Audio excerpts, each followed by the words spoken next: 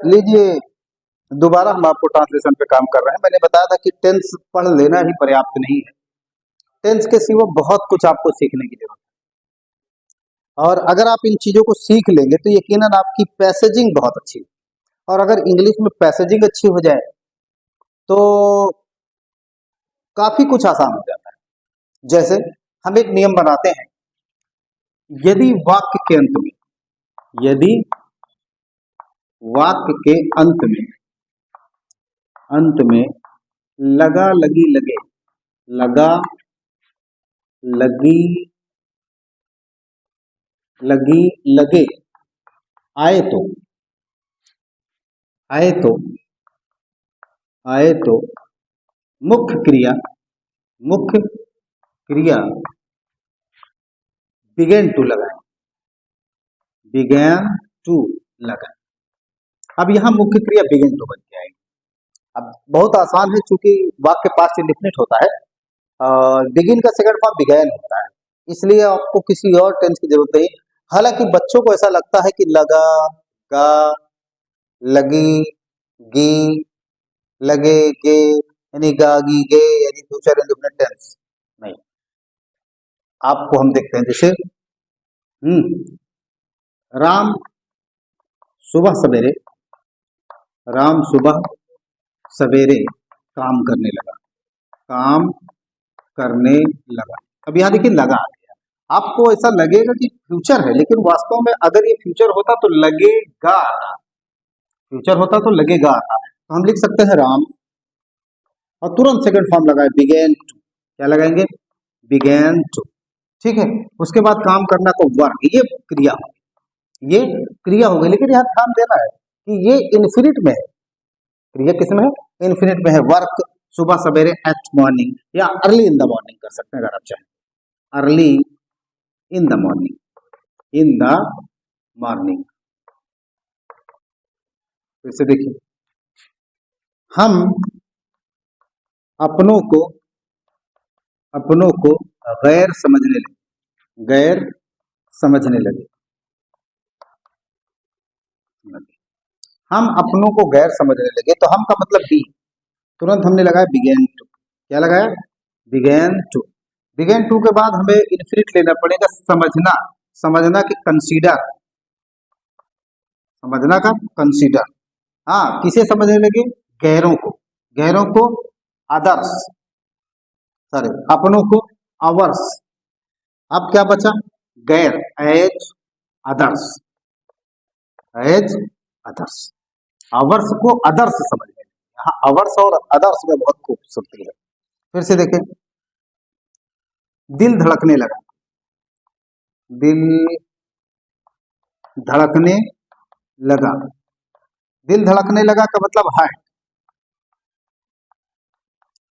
तुरंत लगाएंगे begin to. क्या लगाएंगे? बिगेन टू, और धड़कना का beat, heart begin to beat. इसी तरह आप कुछ और वाक्य बनाएंगे, जैसे हम बता रहे हैं, आपको ध्यान देना पड़ेगा। कैसे? सावन में, सावन में हल्की फुहारें, फुहारें गिरने लगी, गिरने लगी। अब यहाँ देखिए, सावन में हल्की फुहारें गिरने लगी। मैं यहाँ जहाँ मैं शूट कर रहा हूँ, अगल बगल पूरा खेतिहर एरिया है, और एक स्प्रे सी उड़ रही है। बड़ा खूबसूरत नजारा है। ये हमारी मजबूरी है कि मैं इस खूबसूरती को आपको दिखा नहीं पा रहा हूँ। तो हम लिख सकते हैं light spray, light spray, light spray. तुरंत हमने लगाया मुख्य क्रिया बिगेन टू, बिगेन टू। उसके बाद गिरना के फाल, फाल। अब क्या बचा? सावन में, इन सावन, इन सावन। अब देखिए, धर्म, धर्म तर्कों पर, तर्कों पर तौलने लगा, तौलने, तौलने लगा। तो धर्म का मतलब रिलीजियन, धर्म का मतलब रिलीजियन, रिलीजियन। तुरंत लगाया हमने बिगेन टू, बिगेन टू। तौलना का लिया हमने वे, बिगेन टू वे। अब क्या बचा? तर्कोत्पन्न, ऑन, सॉरी, ऑन तर्क, लॉजिक्स।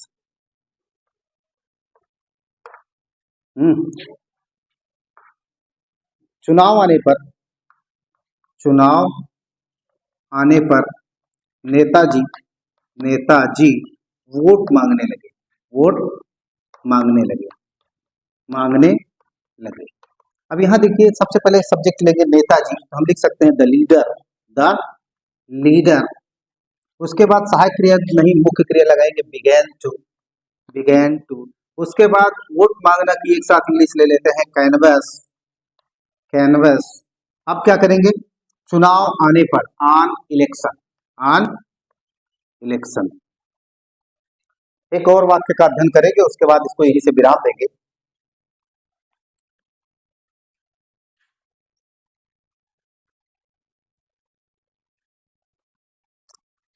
बेचारे प्रेमी, बेचारे प्रेमी इश्क में, सॉरी, इश्क में जीने मरने लगे, जीने मरने लगे।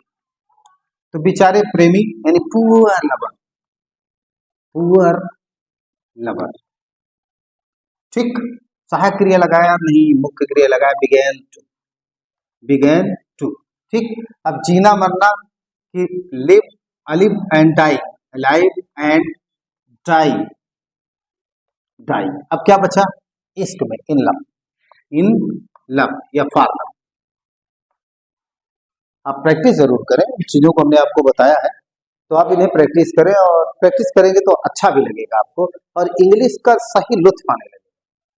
तो मैं चाहूंगा कि आप इसे जरूर अपनाएं, करके देखें। Thanks for watching.